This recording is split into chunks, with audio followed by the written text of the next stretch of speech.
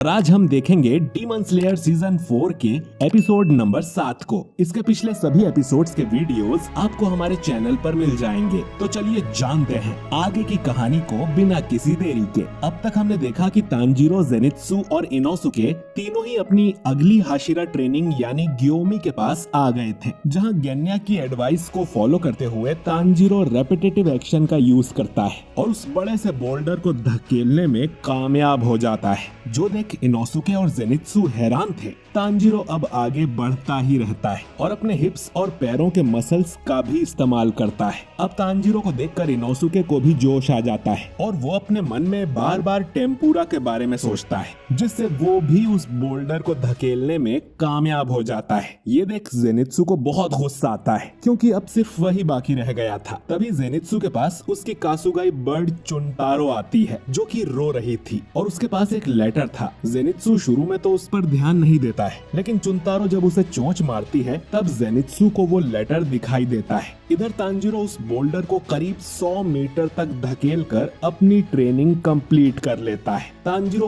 बुरी तरह से थक गया था, वो वहीं पर लेट जाता है और उसे बहुत प्यास भी लगी थी। वो पूरी तरह से डिहाइड्रेट हो गया था क्योंकि उसका ढेर सारा पसीना बह गया था। तांजीरो को लगता है कि वो यहीं मर जाएगा, तो वो आखिरी बार अपने दोस्तों को याद करने लगता है और उनसे मदद मांगता है। अचानक ही ग्योमी यहाँ आ जाता है और तांजीरो के मुंह पर पानी डालकर उसकी प्यास बुझाता है। ग्योमी तांजीरो को ट्रेनिंग पूरी करने पर बधाई देता है और स्वॉर्डस्मिथ विलेज में किए कारनामों पर उसकी तारीफ भी करता है। तांजीरो उसकी बात सुनकर थोड़ा कंफ्यूज हो जाता है। ग्योमी आगे बताता है कि तांजीरो ने अपनी डीमन बहन की जगह गांव वालों की जान को ज्यादा प्राथमिकता दी और इस अच्छे काम के लिए उसे खुद पर गर्व होना चाहिए। वो एक काफी महान तलवारबाज है। तांजीरो कहता है कि आप गलत हैं, वो फैसला असल में नेजुको का ही था। मैं तो कुछ डिसाइड ही नहीं कर पा रहा था। जिसमें गांव वाले मारे जाते तो मैं आपकी इस तारीफ का हकदार नहीं हूँ। अब ये सुन ग्योमी सोच में पड़ जाता है। उसका मानना है कि बच्चे मासूम और कमजोर ही नहीं होते बल्कि झूठे और खुदगर्ज भी होते हैं, लेकिन उसे तांजीरो में ये सब नजर नहीं आता। तांजीरो कहता है कि वो हमेशा अच्छाई के रास्ते पर चलना चाहता है, पर वो नहीं जानता कि आगे क्या होगा। पर कोई ना कोई हमेशा उसकी मदद करता है सही राह दिखाने में, इसीलिए उसने अब तक कोई गलती नहीं की है। तांजीरो ग्योमी की रिस्पेक्ट के लायक नहीं है। तांजीरो ग्योमी को उसे पानी पिलाने और अब तक की ट्रेनिंग के लिए शुक्रिया बोलता है। ग्योमी कहता है कि अब उसे कोई डाउट नहीं है, चाहे कोई उसके बारे में कुछ भी कहे, लेकिन वो तांजीरो की रिस्पेक्ट करता है। तांजीरो को समझ नहीं आता कि इसका मतलब क्या है और ग्योमी उसे पास्ट की कहानी सुनाने लगता है।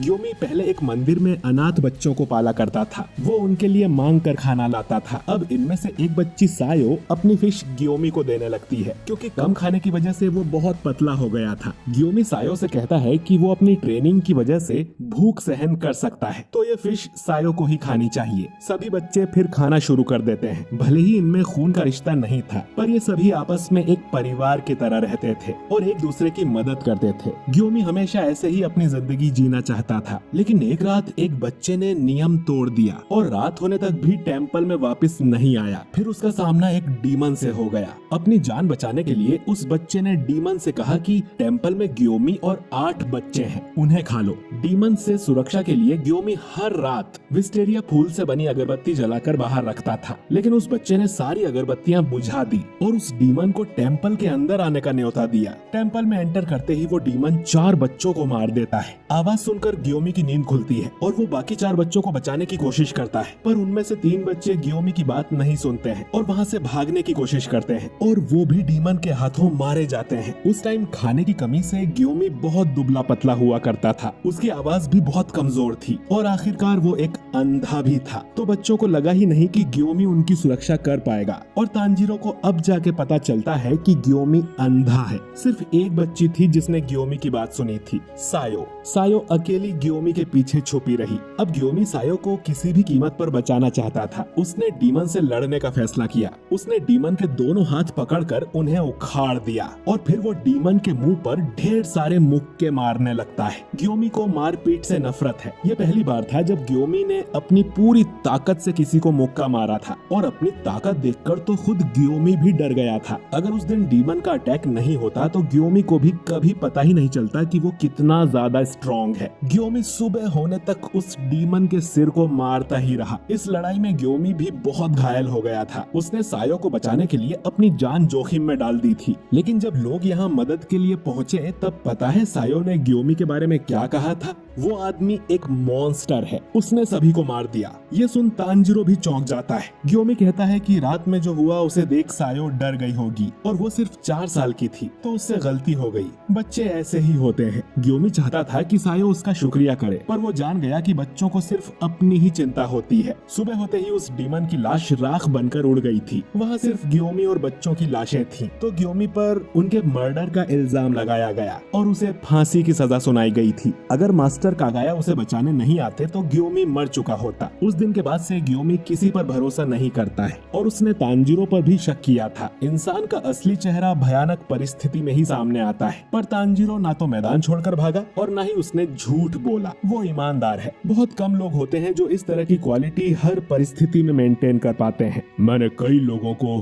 अपने दिल की आंखों से देखा है, तो मैं ये कह सकता हूँ कि तांजिरो, तुम एक स्पेशल चाइल्ड हो और मैं तुम्हारी मदद करूंगा कि तुम सही राह पर चलो और कभी अपना रास्ता न भटको। ये सब सुनकर तांजिरो की आंखों से भी आंसू आ जाते हैं। वो ग्योमी का शुक्रिया करता है और उससे कहता है कि वो अपनी पूरी कोशिश करेगा। ग्योमी अब तांजिरो के सिर पर हाथ फेरने लगता है, ठीक जैसे वो सायो के सिर पर हाथ रखता था, और कहता है कि तांजिरो की उसके साथ ट्रेनिंग अब पूरी हो गई है। इसके बाद खाना खाते समय गेन्या तांजिरो और इनोसुके को बताता है कि इतना सब होने के बाद भी ग्योमी एक अच्छे इंसान है, क्योंकि गेन्या में कोई टैलेंट नहीं है, इसीलिए ग्योमी ने उसे अपना साइड किक नहीं बनाया। लेकिन ये जानने के बाद भी कि गेन्या ने एक डीमन खाया है, ग्योमी ने उसे अपना स्टूडेंट बना लिया। ग्योमी गेन्या को शिनोबू के पास भी लेकर गया था उसके शरीर की जांच करवाने के लिए। शिनोबू ने गेन्या को बहुत लेक्चर दिया था कि उसने क्या सोचकर डीमन खाया। इनोसुके अब जेनित्सु की भी फिश उठाकर खाने लगता है क्योंकि वो यहाँ पर नहीं था, पर तांजिरो उसे समझाता है कि जेनित्सु को बाद में भूख लगेगी और इनोसुके फिश वापस रख देता है और कहता है कि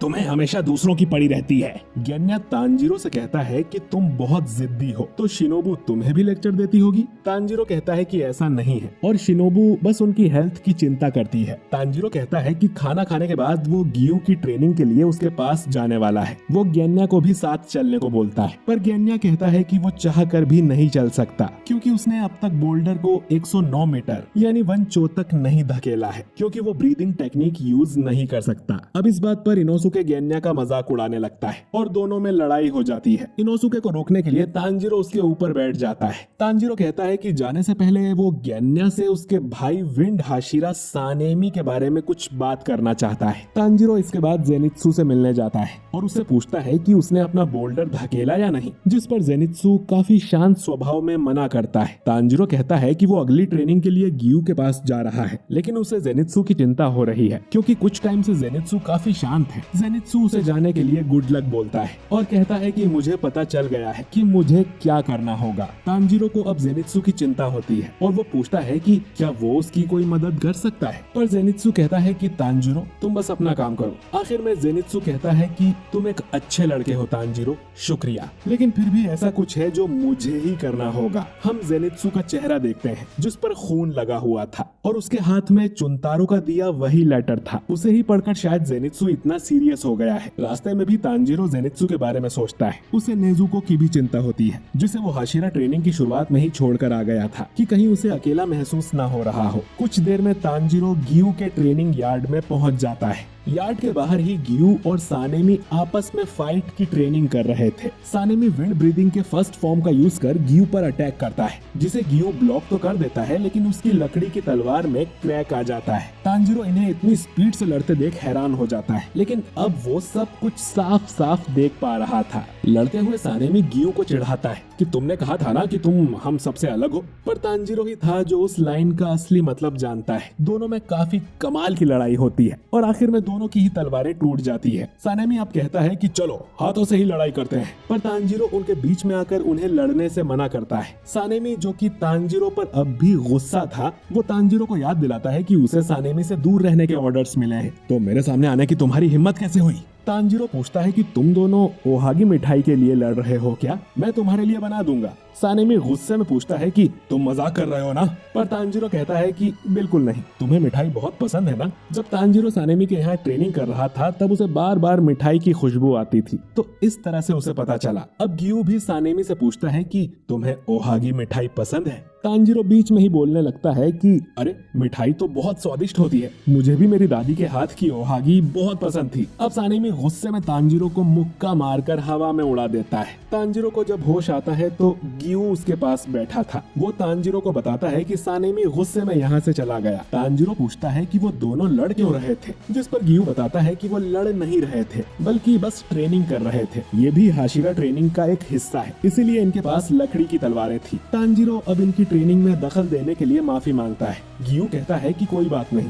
सानेमी हमेशा गुस्से में रहता है। तो गियू उसके सामने कुछ बोल नहीं पाता, पर उसे अब सानेमी का फेवरेट फूड पता चल गया है। अब गियू अपनी पॉकेट में ओहागी रखा करेगा और सानेमी को देकर उससे दोस्ती कर लेगा, जो कि तांजीरो को भी अच्छा आइडिया लगता है। इस तरह उन सब में दोस्ती हो जाएगी। इधर सानेमी अकेले घर जा रहा था और वो अब गुस्सा था कि तांजीरो ने उसकी ट्रेनिंग बिगाड़ दी। आज ट्रेनिंग करने के लिए मुइचिरो और ओबनाई भी नहीं थे। सानेमी सोचता है कि वो तांजीरो सच में इतना बुद्धू है या दिखावा करता है। तभी सानेमी को झाड़ियों में किसी चीज की आवाज आती है और वो अपने हाथ से उस चीज को पकड़ लेता है। वो देखता है कि उसके हाथ में एक डीमन की आंख थी, जिसे देख सानेमी कंफ्यूज हो जाता है और डीमन की आंख राख बनकर उड़ जाती है। और अब सानेमी को समझ आता है कि डीमंस उनके यहाँ घुसपैठ कर चुके हैं। इसके बाद हम उबुयाशी की मेंशन को देखते हैं, जिसमें मास्टर कागाया और उनकी वाइफ थी। अचानक ही मेंशन का दरवाजा खुलता है और हम किसी की परछाई को देखते हैं जो कि अंदर आ रहा था। ये शख्स कोई और नहीं बल्कि डीमंस का राजा मुजान किबुत्सुजी था। मुजान धीरे धीरे अपने कदम मास्टर कागाया की तरफ बढ़ा रहा था और दोस्तों मुजान की इस एंट्री ने तो रोंगटे खड़े कर दिए, सच में। खैर, मुजान कागाया के ठीक सामने जाकर खड़ा होता है। कागाया, जिसकी आंखों पर पट्टी बंधी हुई थी, वो गर्दन घुमाकर अपने इस बिन बुलाए मेहमान की तरफ देखता है और कहता है कि आखिर तुम आ गए, ये हमारी पहली मुलाकात है ना मुजान किबुत्सुजी? मुजान कहता है कि तुम्हारी हालत तो बहुत बुरी हो गई है कागाया। और ये एपिसोड यहीं पर एंड हो जाता है। तो दोस्तों, इसी के साथ हाशिरा ट्रेनिंग आर्क समाप्त होता है। ये आर्क सिर्फ तूफान के आने से पहले की शांति थी और अब इस कहानी में हमें सिर्फ भयंकर संग्राम ही देखने को मिलेगा। अगला एपिसोड इस सीजन का आखिरी एपिसोड होगा, लेकिन उस एपिसोड के साथ ही इन्फिनिटी कैसल आर्क शुरू हो जाएगा। दोस्तों, मुजान अब डीमन स्लेयर्स के घर में घुस आया है। क्या स्लेयर्स उसे मार पाएंगे? मुजान यहाँ क्यों आया है? ये सब हमें पता चलेगा अगले एपिसोड में। और उसे बिल्कुल भी मिस ना करने के लिए अगर आप हमारे चैनल को सब्सक्राइब करके बेल आइकन जरूर दबाइए और वीडियो अच्छा लगा हो तो इसे लाइक, कमेंट, शेयर जरूर कीजिए। मैं मिलता हूँ आपसे बहुत ही जल्द अगले वीडियो के साथ। शुक्रिया।